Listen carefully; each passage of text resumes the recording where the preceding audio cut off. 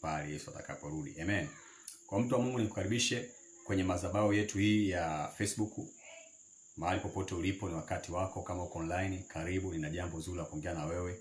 Leo tutaenda kuangalia tabia za Waajemi na Wamedi, ambao hawa watu kiasili walikuwa na tabia ya kukunja. Wakiona mtu anainuliwa, anachaguliwa, anapendekezwa na Mungu, basi wanakunja, wanainua makucha.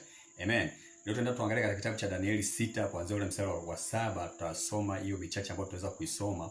Tutapata picha kwa nini Waajemi na Wamedi wana tabia za kukunja. Amen.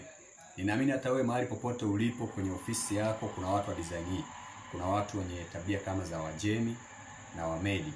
Watu wenye tabia ya kukunja. Wakiona bosi wako anakupromote, anakuinua kuwa sehemu fulani, wanaenda kwa waganga, wanahakikisha nafasi inapotea. Wanaenda kukesha kwa waganga, wakifanya dua za kila aina, wakihakikisha upate hiyo nafasi. Lakini nataka nikwambie, ashukuriwe Mungu wa Danieli, na Mungu ambaye tunamtumikia yupo tayari kwa ajili ya kukutoa kwenye hayo mashimo, kutoa kwenye ile midomo ya simba wale wakali ambao Waajemi walikuwa wamekusudia Danieli aliwe na wale simba. Amen. Mungu ni mkubwa sana.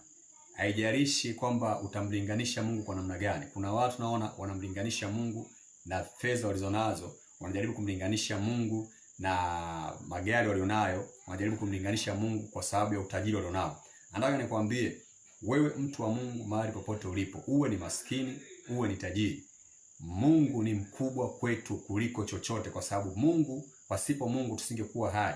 Ule uhai tu ambao Mungu amekupa, unaweza kugharamia kwa shilingi ngapi wewe, kama kweli wewe ni mkubwa au